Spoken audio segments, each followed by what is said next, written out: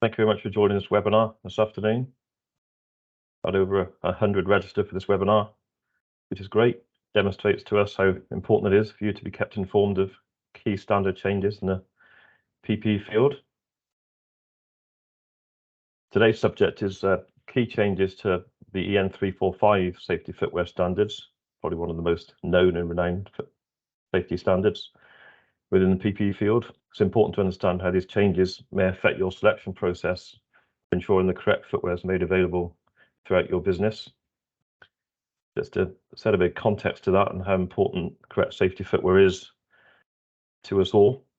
Last year, slips, trips and falls accounted for about 30% of all non-fatal employee injuries, with slip accidents alone costing employers 512 million last year, which obviously is significant.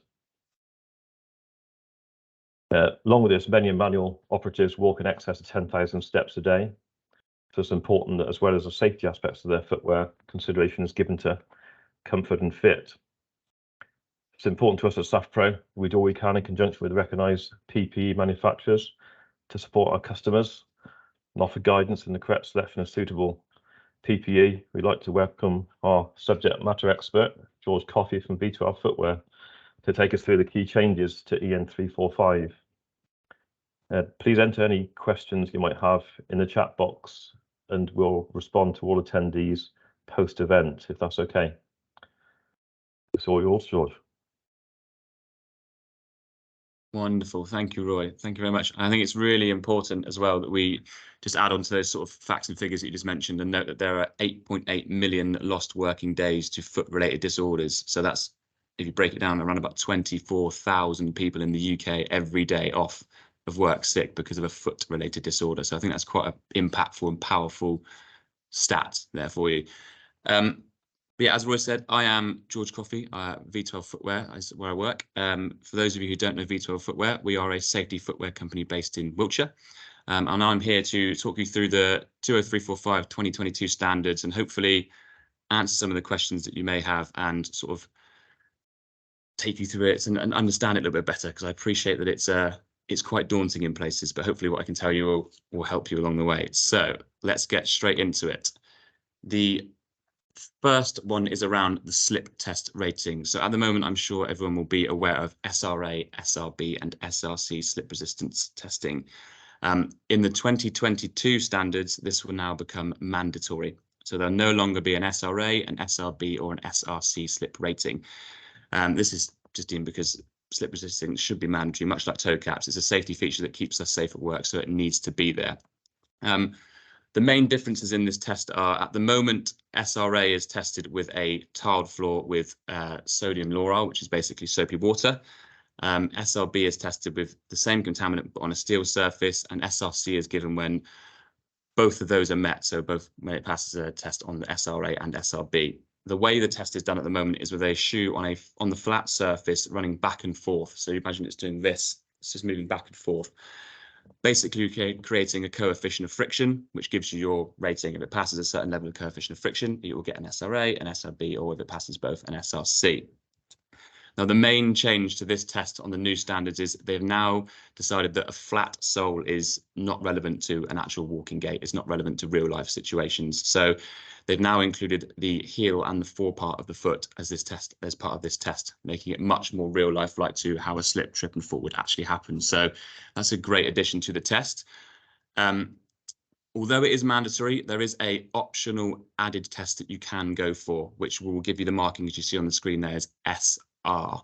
Now, this is an optional extra that you can do, and it basically takes into consideration the same sort of testing, so the heel and the forepart, but it will be done on a tile with glycerol. So no longer soapy water, it's glycerol, which is a much more slippery lubricant, basically. So you have mandatory testing, and then if your boot passes the test on a tile with glycerol, you will be allowed to add SR as an extra marking to prove that your slip resistance goes beyond the mandatory, effectively.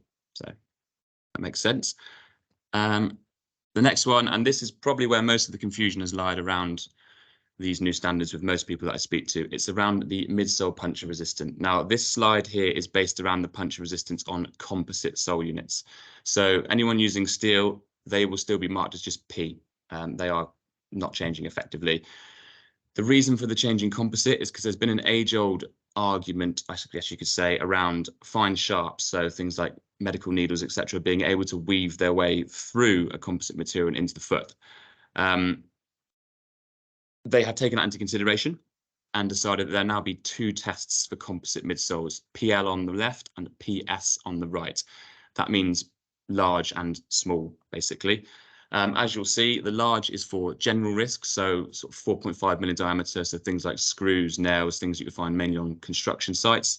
And PS is 3 mm, so it's for fine sharps, as I just mentioned, and needles, etc. With this, you can only have one or the other, so you cannot have both in a composite midsole, which is where I think there's been a lot of confusion. Ultimately, if you're working in things like waste collection, for instance, you're probably wondering, how do I decide which of these is more important?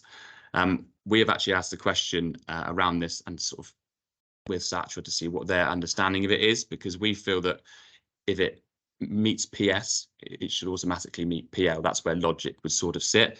We are waiting for them to confirm this, because ultimately, without that being confirmed, we don't know if you are able to protect yourself from fine sharps and general risks at the same time with a composite midsole, which ultimately leaves, as I previously mentioned, people in waste collection struggling to decide which is more important to them effectively. So I will follow up with SAPRO and let them know what their response is, but the way we see it at the moment is PS, if it meets that standard, should effectively protect you from PL as well, which would make the most sense. If you are concerned and you have both of these risks in front of you, then steel will protect you on both of these, so there is still a solution to that. All right. The next code, next change, no real change to the actual testing standards themselves. It's just at the moment WRU is the marking for water resistant uppers. And I think for years there has been a huge amount of confusion around what WRU stands for. I think most people assume it stands for waterproof, which hasn't always been the case. It's just meant water resistant. That's things like your S3 uppers and things like that.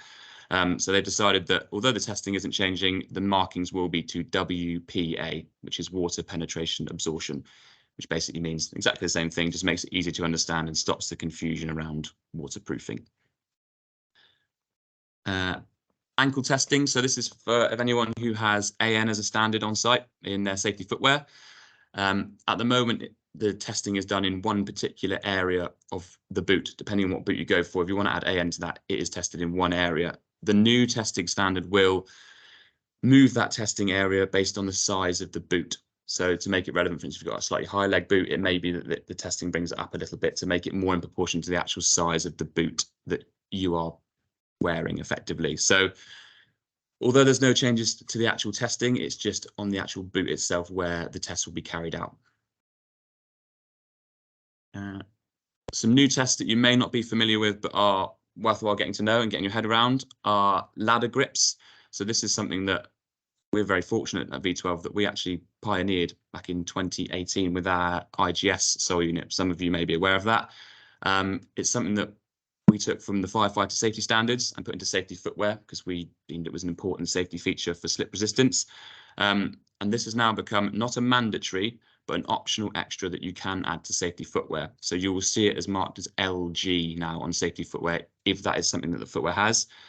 Now, it's really important to note that you can't just go adding little lines to boots, etc., and saying it has a ladder grip. There are actual testing standards for this for it to pass. So if you actually look on the screen, you'll see in the waist area, so the midpoint of the boot, you'll see the 4 lines going across. That's part of the ladder grip, but also the heel breast is accounted in this as well.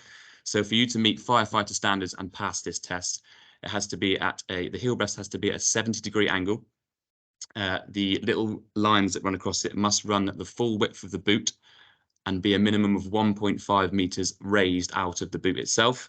And there must be an arch in the waist area. So there has to actually be a curve within the waist area to help it lock in and stop rocking back and forth whilst on ladders, etc.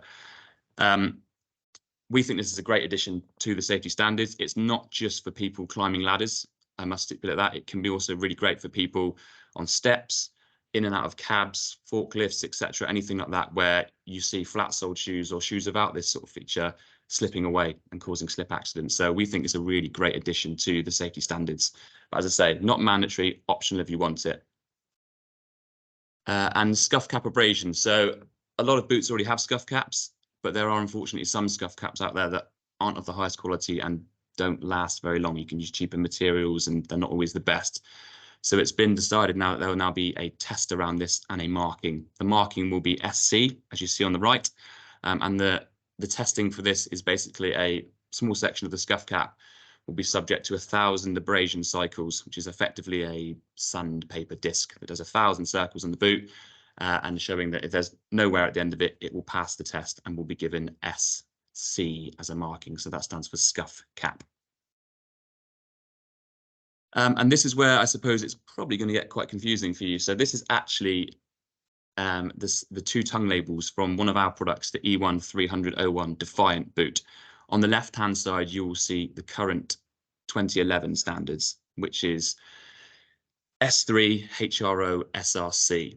Now, on exactly the same boot with no actual manufacturing changes to that boot, just putting them on the 2022 standards, you will see the difference in code. So you can see there's quite a lot more there to add, which can look a little bit more complex, which I appreciate it does, but it just goes to show you how much more in-depth the safety features are on footwear now. So it's really important to note on this as well that not all safety footwear standards are changing. It's only some. So you'll see some there that are ones you'll be familiar with. So for instance, S3, that remains the same.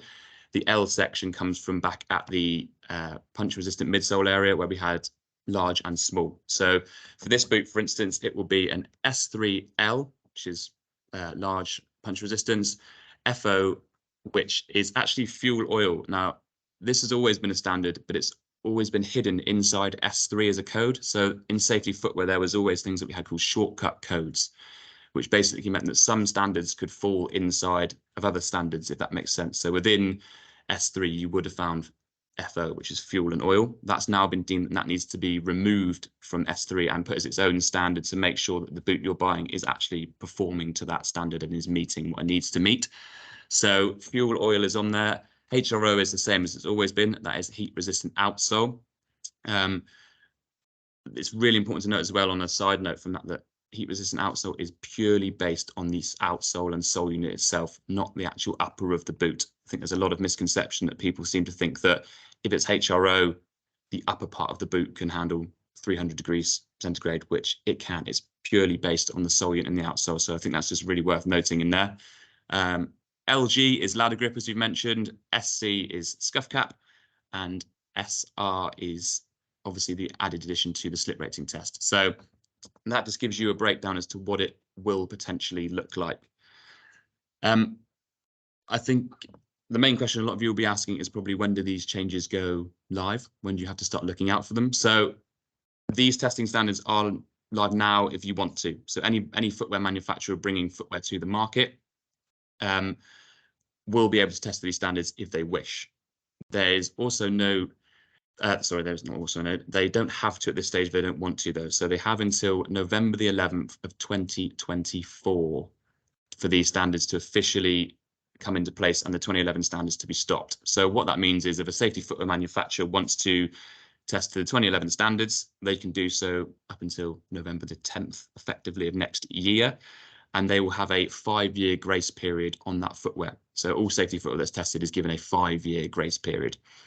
So you will still see 2011 standards around for a little while, potentially 5-6 more years. But it's important to note that SATRA and other testing bodies will be pushing manufacturers to go to these new standards, given that they're designed for added safety for end users, basically, and wearers. So the whole idea of it is to improve safety for the wearer. So although you do have a bit of time, there is a little grace period where you will still start to see you'll still see older footwear standards in there. That's it in terms of the main sort of safety changes. There are other little things that we can pick up on, but that's the main ones that you're going to have to get to notice. I also think it's really important to note that although these are the safety features, and safety features are there to keep us, as safe as possible at work, and it's really good for improving on them, I think it's also really important to notice that health issues are also another really big thing when it comes to safety footwear. So a lot of injuries and problems with safety footwear come from wrong fit, wrong insoles, etc. So we just put this little slide in here, which is having the right footwear solution. So not just from a safety point of view, but from a fit point of view and overall spec will reduce fatigue and injury, keep you on your feet for longer, keep feet dry, avoiding blisters and sores, and also support arches, height pain, etc., alleviate pains like plantar fasciitis and things like that. So that's just a little added benefit on top of the actual safety standards themselves.